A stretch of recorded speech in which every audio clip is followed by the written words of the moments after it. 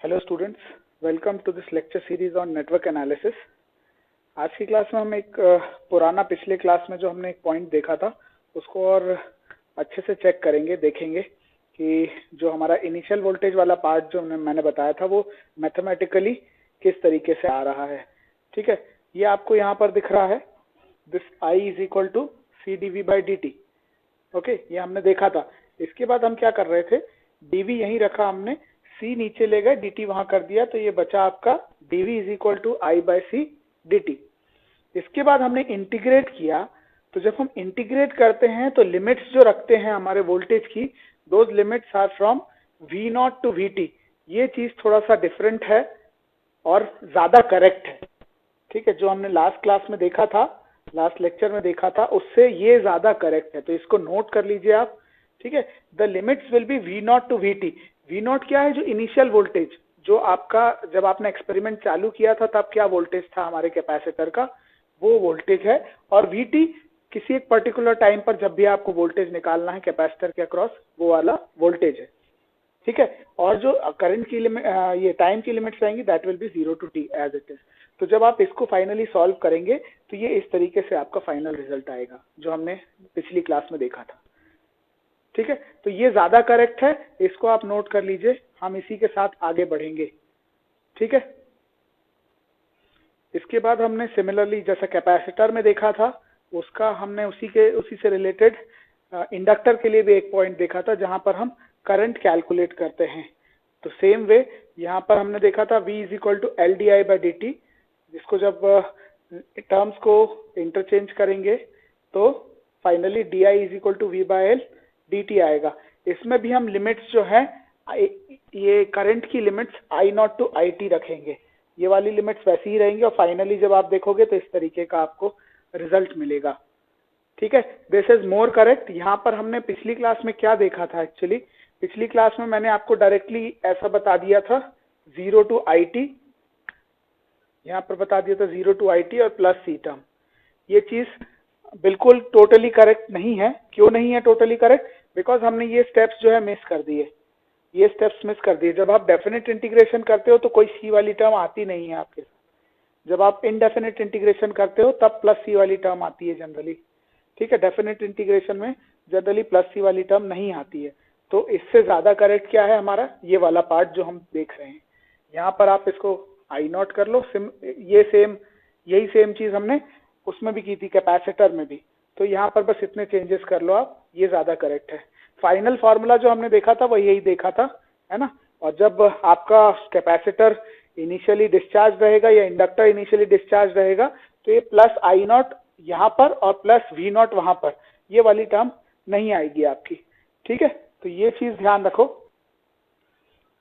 अब हम देखते हैं कि अगर हमारे पास नंबर ऑफ रेजिस्टर्स सीरीज में कनेक्टेड है और नंबर ऑफ रेजिस्टर्स अगर पैरेलल में कनेक्टेड हैं, तो हम उनकी वोल्टेज या करंट वैल्यूज किस तरीके से निकाल सकते हैं। अगर हमारे पास 3 रेजिस्टर मान लीजिए सीरीज में कनेक्टेड है, तो करंट तो उनके थ्रू हमको पता ही है, तीनों के थ्रू क्या है करंट, I। लेकिन अगर वोल्टेज निकालना है VR1, VR2, VR3, तो कैसे निकालेंगे, in terms of this V। In terms of I तो बहुत आसान है, VR1 निकालना इन टर्म्स ऑफ I, तो I into R1 will be equal to VR1। ठीक है, similarly VR2 will be I into R2, VR3 will be I into R3, है ना। लेकिन अगर ये वोल्टेज VR1 निकालना है इन टर्म्स ऑफ दिस वोल्टेज, तो कैसे निकालेंगे, तो उसके लिए हम देखेंगे, ये आपको पता है V is equal to I into R equivalent होता है। This V is equal to I into ये तीनों का इक्विवेलेंट रेजिस्टेंस एक होगा वो। ठीक है, जो हम कल देख चुके हैं, this is equal to R1 plus R2 plus R3। अगर ये तीनों रेजिस्टर्स सीरीज में कनेक्टेड हैं तो R equivalent will be equal to R1 plus R2 plus R3। इसके बाद आता है VR1। अगर हमको निकालना है तो VR1 क्या होता है, I into R1, I into R1। ठीक है, अब I क्या होता है, I यहां से अगर देखें तो I will be equal to V divided by R equivalent, V divided by R equivalent into R1। तो R इक्विवेलेंट क्या है हमारे पास, R1 plus R2 plus R3, तो हमने सब्स्टिट्यूट कर दिया, ये आ गया आपका VR1। ठीक है, V into R1 divided by R1 plus R2 plus R3। ठीक है, अगर VR2 निकालना है इनकेस आपको, तो यहाँ सब जगह R2 हो जाएगा। ये जितनी भी जगह है यहाँ पर R2 हो जाएगा। यहाँ भी R2 करना है तो यहाँ R2, यहाँ R2, यहाँ पर R2 और यहाँ पर R2, this is it. R3 करना है तो यहाँ पर कुछ नहीं है, यहाँ R3 हो जाएगा हर जगह। यहाँ पर 3 किया, यहाँ पर 3 कर दिया, यहाँ पर 3 कर दिया और यहाँ पर भी 3 कर दिया। ये हो गया हमारा भी R3। ठीक है, it is as simple as that.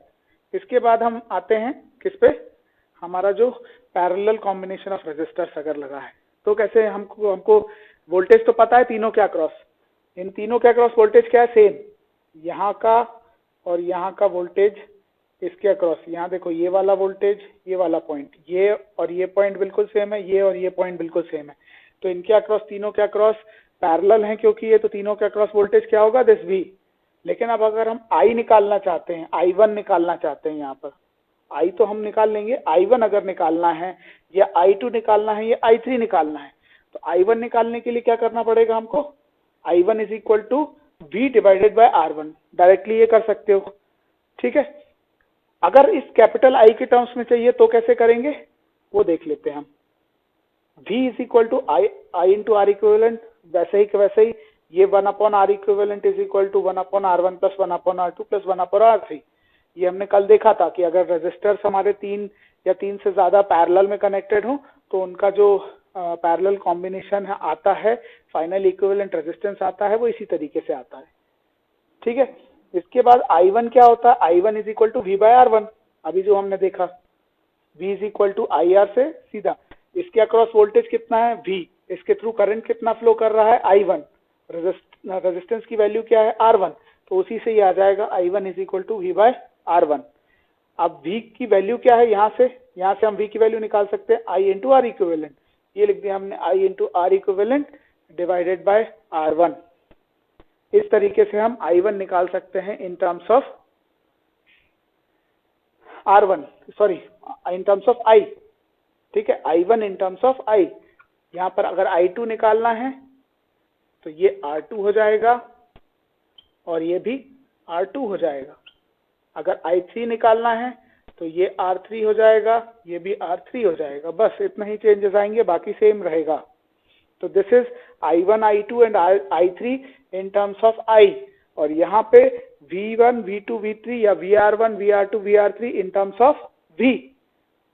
ये चीज हमने कल नहीं देखी थी तो ये इस क्लास में हमने देख ली। ठीक है, इसके अलावा इसको करने का एक तरीका और होता है पैरेलल कॉम्बिनेशन में, वो भी मैं आपको अभी बता देता हूँ। ठीक है, पैरेलल कॉम्बिनेशन में I1 निकालना है या I2 या I3 निकालना है इन टर्म्स ऑफ दिस I, तो कैसे निकालते हैं, हमको ये चीज पता है that I is equal to IR1 plus IR2 plus IR3 होता है। ठीक है, this is equal to V/R1 plus V/R2 plus V/R3 equal to V हमने बाहर ले लिया 1/R1 plus 1/R2। Result same आएगा जो पिछले केस में और यहाँ आया था, result will be same, result में कोई चेंज नहीं आएगा। ठीक है, केवल मेथड एक डिफरेंट है। अब V क्या होता है, V इज इक्वल टू यहाँ से अगर हम देखें V, ये इसके अक्रॉस वोल्टेज V है तो I1 इंटू R1, तो यहाँ पर हम लिख सकते हैं I1 into R1, I1 into R1। बाकी ये पार्ट को मैं वैसे का वैसा लिख देता हूँ, 1/R1 plus 1/R2 plus 1/R3। ठीक है, इसके बाद क्या आता है, इसके बाद का पार्ट मैं यहाँ लिख दे रहा हूँ।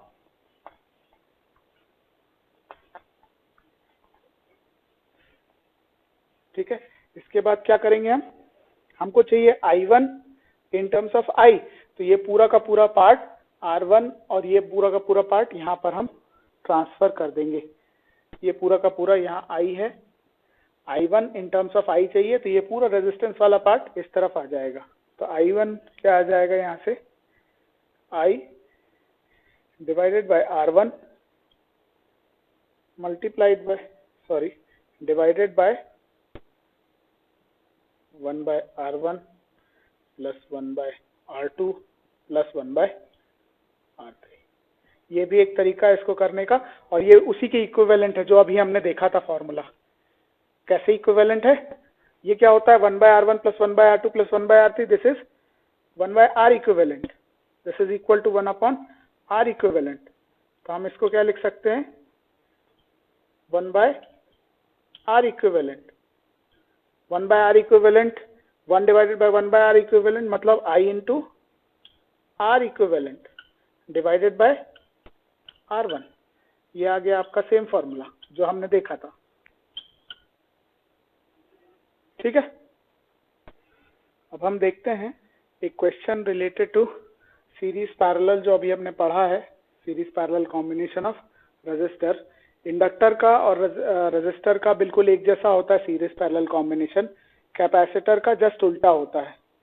ठीक है, मतलब जो चीज यहाँ सीरीज में होती है रेजिस्टर और इंडक्टर में, वो चीज कैपेसिटर में पैरेलल कॉम्बिनेशन में होती है, और जो चीज इंडक्टर और रेजिस्टर में पैरेलल कॉम्बिनेशन में होती है, वो चीज आपका कैपेसिटर में सीरीज कॉम्बिनेशन में होती है। ठीक है, यहाँ पर हम एक क्वेश्चन देखते हैं पहले। अब इसमें आपको क्या निकालना है? Equivalent resistance between the nodes A and B, A और बी के बीच में इक्विवेलेंट रेजिस्टेंस निकालना है। तो सबसे पहले तो देखेंगे ये 5, ये 2 और ये सारे किस तरीके से कनेक्टेड हैं, सीरीज में है कि पैरेलल में है, सो दैट हम फॉर्मूले लगा के और निकाल सकें फाइनल इक्विवेलेंट रेजिस्टेंस आपका।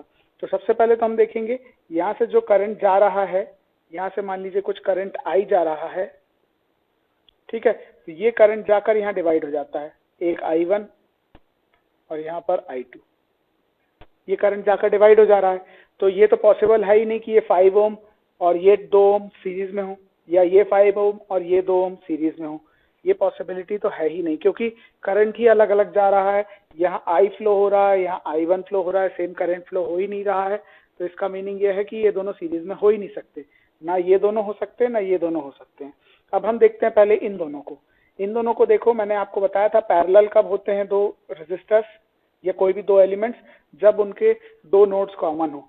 ये वाला नोड अगर हम देखें और एक ये वाला नोड देखें, अगर हम इसको मैं स्मॉल a लिख देता हूँ, इसको स्मॉल b। अगर ये नोड्स, दोनों नोड्स देखो तो ये दोनों नोड्स इन दोनों रेजिस्टर्स के लिए कॉमन है, और इनके अक्रॉस का वोल्टेज भी आपको सेम मिलेगा। जो भी वोल्टेज होगा दोनों के अक्रॉस सेम होगा।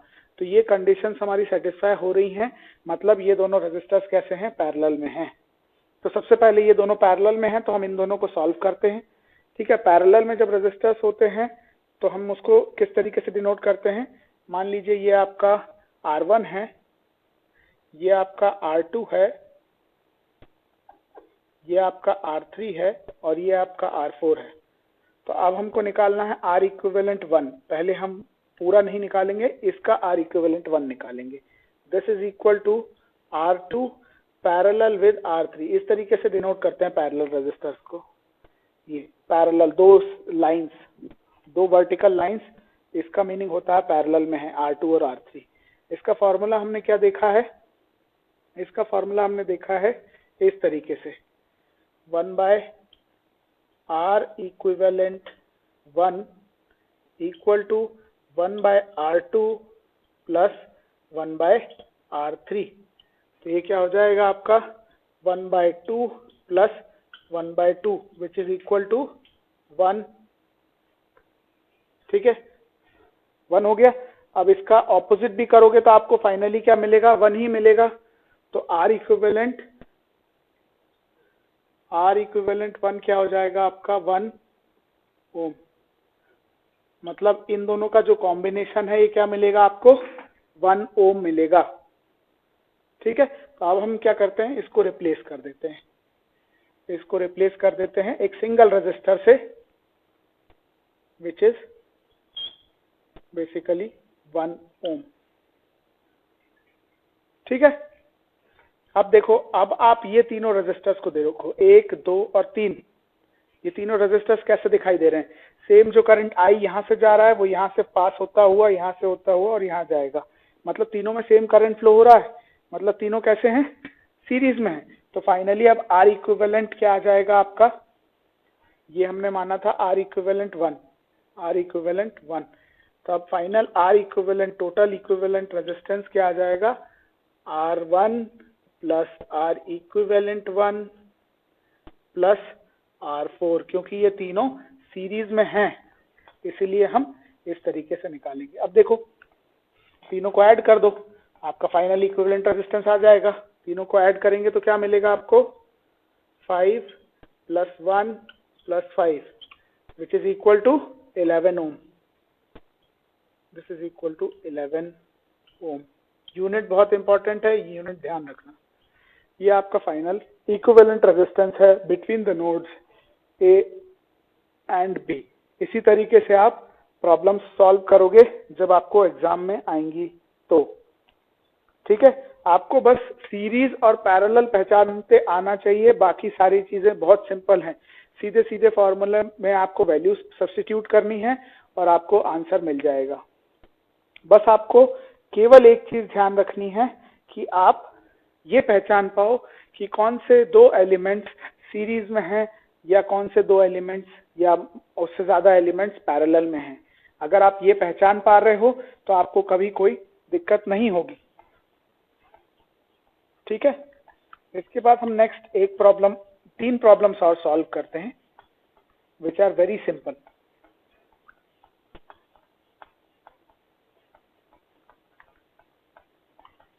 ठीक है, इसमें क्या है, आपको बहुत अच्छे से सीरीज पैरेलल का समझ में आ जाएगा। ये जो 3 प्रॉब्लम सब हम करेंगे, सीरीज पैरेलल समझना हमारे लिए सबसे ज्यादा इंपॉर्टेंट है।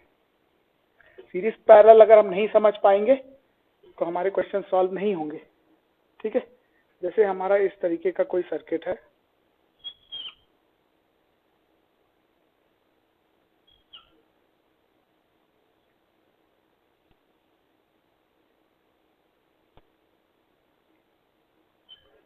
ये है हमारा सर्किट, ए है, ये बी है आपका, ठीक है। यहाँ पर मान लीजिए 1 ओम है, ये भी 1 ओम है, ये भी 1 ओम है और ये भी 1 ओम है। इनकेस आपको ये चीज मिल गई, ठीक है। अब इसके बाद क्या है, अब आपको चेक करना है कि कौन से रेजिस्टर्स सीरीज में हैं और कौन से रेजिस्टर्स पैरेलल में हैं। सबसे पहली चीज यही चेक करनी है आपको। कभी भी इक्विवेलेंट रेजिस्टेंस आपको किसी सर्किट का पूछा जाता है तो आपको चेक क्या करना है कि कौन से रेजिस्टर्स सीरीज में हैं, कौन से रेजिस्टर्स पैरेलल में हैं। अगर ये पता कर लिया आपने तो आपका आधा क्वेश्चन तो वहीं सॉल्व हो गया। इसके बाद केवल आपको फॉर्मूला का यूज करके फाइनल इक्विवेलेंट रेजिस्टेंस निकालना है। तो यहाँ पर हम देखेंगे, यहाँ से कुछ करंट मान लीजिए आई जा रहा है, ठीक है। ये आई जाएगा, यहाँ पर डिवाइड हो जाएगा, यहाँ कुछ I1 जाएगा, यहाँ कुछ I2 जाएगा, ठीक है। अब देखें, यहाँ से जो करंट ये I2 जा रहा है, ये करंट यहाँ से भी फ्लो होगा। सेम करंट I2 इस रेजिस्टर से भी फ्लो होगा जो यहाँ से फ्लो हो रहा है। तो ये दोनों कैसे हो गए, ये दोनों रेजिस्टर्स सीरीज में हो गए। सिमिलरली जो I1 जा रहा है वो इस रेजिस्टर से भी जा रहा है, इस रेजिस्टर से भी जा रहा है, सेम करंट। तो ये दोनों भी कैसे हो गए, सीरीज में हो गए, ठीक है। तो बेसिकली इसका आर इक्विवेलेंट क्या हो जाएगा, 1 + 1 2, इसका भी आर इक्विवेलेंट 1 + 1 2 हो जाएगा। तो अब हमारा जो सर्किट है वो कैसा दिखने लगेगा, इस तरीके का कुछ सिंगल रेजिस्टर दिखने लगेगा। अब आपको 2 की जगह हमने सिंगल रेजिस्टर से उसको रिप्लेस कर दिया। ये वाला पॉइंट मान लीजिए हमारा क्या था, ये ए था, यही सेम पॉइंट है, ये ए है, दिस इज बी। यहाँ पर हम मान लेते हैं ये सी है, यहाँ पर ये डी है। तो सी और डी अब रिमूव हो जाएंगे, यहाँ पर ये पॉइंट ए रहेगा, यहाँ पर पॉइंट बी रहेगा और फाइनली ये जो रेजिस्टेंस रहेंगे हमारे 2 ओम और 2 ओम के। This is the value of the resistance, equivalent resistance ये दोनों का, ठीक है। अब आप देखो, ये वाला नोड और ये वाला नोड, ये दोनों क्या है, कॉमन है इन दोनों रेजिस्टर्स के लिए। तो कैसा हो जाएगा, ये दोनों आपस में पैरेलल में हो जाएंगे। पैरेलल में हो जाएंगे तो आपको क्या करना है, फिर से 2 ओम 2 ओम पैरेलल में हैं आपके रेजिस्टर्स। तो क्या हो जाएगा आपका, इक्विवेलेंट रेजिस्टेंस क्या हो जाएगा, इक्विवेलेंट रेजिस्टेंस क्या हो जाएगा, 1/2 plus 1/2 which is equal to 1। तो 1/R इक्विवेलेंट क्या हो जाएगा, 1। जैसा अभी हमने पिछले केस में देखा, सेम टू सेम, 2 ओम के अगर रजिस्टर्स आपके पैरेलल में हैं तो क्या होता है, हमारा जो इक्विवेलेंट रेजिस्टेंस आएगा वो 1 ओम का आएगा। तो फाइनली आपका जो R इक्विवेलेंट आएगा between the nodes A and B, that will come out to be 1 ohm. 1 ohm ये आपका फाइनल आंसर होगा इस क्वेश्चन के लिए। ये हमारा नेक्स्ट प्रॉब्लम है। इसमें हम देखते हैं कि कौन से रेजिस्टर्स सीरीज में हैं, कौन से रेजिस्टर्स पैरेलल में हैं। तो एक चीज जो शायद आपको ऑलरेडी पता होगी, जो हमारा करंट है वो हमेशा क्या करता है, लोएस्ट रेजिस्टेंस पाथ फॉलो करता है। मतलब जिस ब्रांच में रेजिस्टेंस आपका मिनिमम होगा उस ब्रांच में आपका करंट ज्यादा फ्लो होगा, और जिस ब्रांच में करंट मैक्सिमम होगा उस ब्रांच में आपका करंट जो है मिनिमम फ्लो करेगा। तो अगर हम देखें, इसमें 3 पाथ दिखाई दे रहे हैं आपको, इस हमारे सर्किट में 3 पाथ हैं, 1, 2 और एक 3 पाथ दिखाई दे रहे हैं। तो क्योंकि हमारा जो ये मिडिल वाला पाथ है इसमें कोई भी रेजिस्टेंस नहीं है, तो हमारा पूरा का पूरा करंट इसी पाथ से फ्लो होने लगेगा। अब क्योंकि पूरा करंट इसी पाथ से फ्लो होगा तो यहां पर कोई करंट ही फ्लो नहीं होगा दोनों केसेस में। इसको हम कैसा बना सकते हैं, इसको हम इस तरीके से बना सकते हैं।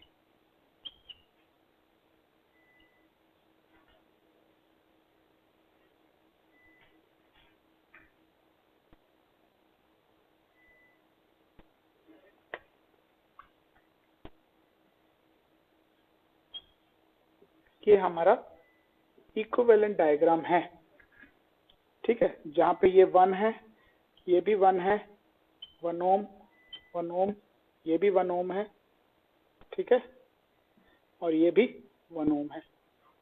अब आप देखेंगे हमारे पास ये दोनों का अगर हम कॉम्बिनेशन सीरीज में मान लेते हैं, इन केस, वैसे ये सीरीज में है नहीं बट मान लेते हैं कि ये सीरीज में है, इनको ना सीरीज में बोला जा सकता है ना सच पैरेलल में बोला जा सकता है। इसीलिए क्योंकि अगर ऐसे आप देखें, करंट यहाँ से फ्लो हो रहा है, कुछ अगर यहाँ से फ्लो हो रहा है तो सेम करंट इससे भी जाएगा और इससे भी जाएगा, सेम करंट इससे भी जाएगा, इससे भी जाएगा।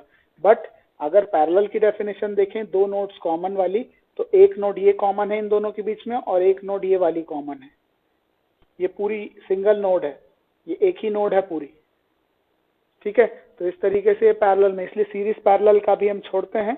अभी हम फाइनल रिजल्ट देखते हैं। इसका रिजल्ट कैसे देखेंगे, अब ये मान लीजिए, अभी हम मान लेते हैं कि ये सीरीज में है, इन दोनों का हम अगर रेजिस्टेंस देखें, ठीक है, तो ये 2 ओम आ जाएगा, इन दोनों का मिला के 2 ओम आ जाएगा। अब वो पैरेलल में किसके साथ आ जाएंगे, इसके साथ, जिसका रेजिस्टेंस क्या है, 0 ओम, इसका रेजिस्टेंस है 0 ओम, ठीक है। तो फाइनली आपको क्या दिक्कत क्या जाएगी, जब आप सीरीज में मान के करोगे इसको, अब ये 2 ओम है, ये 2 ओम है, ये 0 ओम है। अब हम जब पैरेलल में मानते हैं, 3 रेजिस्टेंस है हमारे पास, तीनों पैरेलल में है, मान लीजिए इस तरीके से, ये 2 ओम हो जाएगा, ये भी 2 ओम हो जाएगा अगर इनको सीरीज में मान लिया था हमने पहले। तो ये 2 रेजिस्टेंस जो है, ये भी 2 ओम। अब अगर ये तीनों को देखें तो ये तीनों पैरेलल में है, ठीक है, जिसमें एक 2 ओम है, एक 0 ओम, एक 2 ओम। अब हमने जो पढ़ा है फॉर्मूला, उसमें क्या दिक्कत जाएगी, 1/R equivalent is equal to 1/2 plus 1/2 plus 1/0 आएगा, which can not be solved, ठीक है, which can not be solved using the formula. तो ऐसे केसेस के लिए क्या करना है, आपको सीधे सीधे ध्यान देना है कि यहाँ पर सीरीज और पैरेलल में कंफ्यूजन हो रहा है, दोनों केसेस आ रहे हैं। तो इसमें आपको सीधे सीधे क्या देखना है कि हमारा जो करंट है ए से बी में फ्लो करते समय उसमें कितना रेजिस्टेंस आ रहा है, कोई रेजिस्टेंस नहीं आ रहा है, क्योंकि वो यहाँ से जाएगा और यहाँ से सीधा फ्लो करता हुआ और आगे निकल जाएगा। इन 2 ब्रांचेस में कोई करंट जाएगा ही नहीं। जैसे हम लोग करते हैं एज ह्यूमन बीइंग्स, क्या करते हैं, हम लोग वही रास्ता फॉलो करते हैं जब भी कहीं बाहर जाते हैं, तो वही रास्ता फॉलो करते हैं जहां पर ट्रैफिक मिनिमम मिले आपको। ठीक है, तो ट्रैफिक मिनिमम मिलेगा, वही रास्ता हम फॉलो करते हैं। तो ऐसे ही करंट के लिए रेजिस्टेंस क्या है या रजिस्टर क्या है? रजिस्टर एक अपोजिशन है, ट्रैफिक जैसा है। तो वो करंट क्या करता है? लोएस्ट रेजिस्टेंस पाथ फॉलो करता है हमेशा। तो इसीलिए वो अगर कोई ऐसा शॉर्ट सर्किट टाइप का पाथ उसको मिलेगा तो वो उसी को फॉलो करेगा। तो फाइनली इसका आंसर जो आएगा R equivalent, that will be 0 ओम।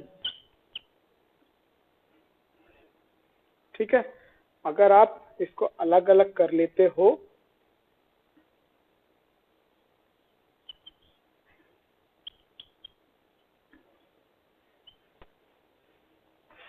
ऐसे ही लिखना है आपको। You can not make consider it as series और एज पैरेलल। ये चीज ध्यान रखना, इसमें सीरीज पैरेलल वाला फंडा नहीं काम आएगा, केवल ये पर्टिकुलर केस में। यहाँ पर आपको लॉजिक अप्लाई करके आर इक्विवेलेंट 0 ओम आएगा आपका आंसर। ये आपका नेक्स्ट क्वेश्चन है। इसमें हमने क्या चेंज किया है? बस ये वाला जो पार्ट है, जो ये दोनों ज्वाइन थी, इसकी जगह हमने ये दोनों ज्वाइन कर दी है।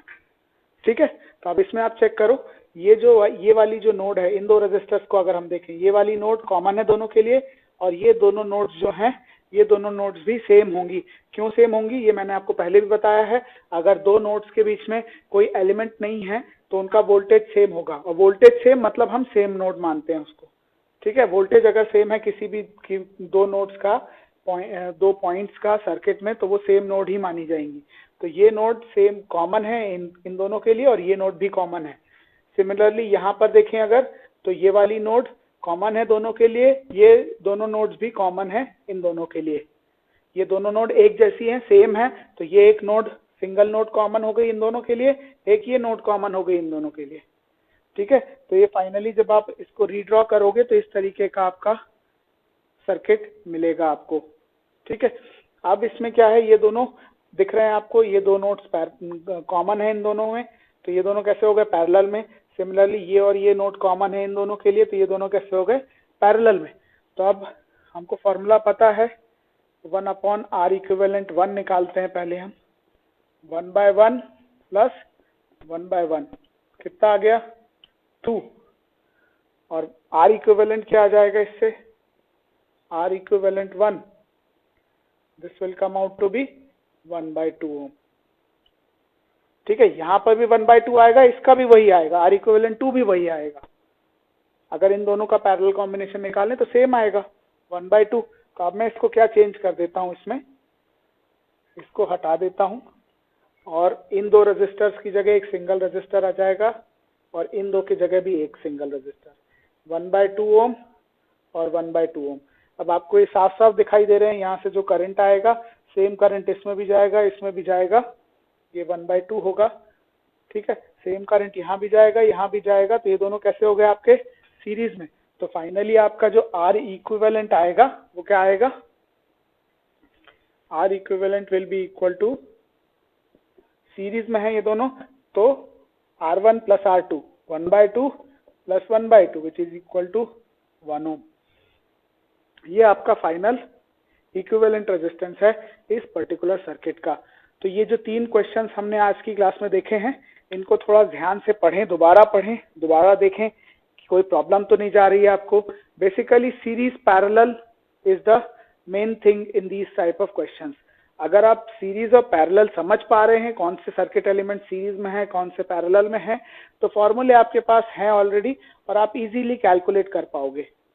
आपके जो इक्विवेलेंट रेजिस्टेंस है या इक्विवेलेंट इंडक्टेंस या कैपेसिटेंस निकालने बोला जाता है, तो भी आप इजीली कैलकुलेट कर पाओगे। ठीक है, तो आज की क्लास के लिए बस इतना ही। Thank you very much.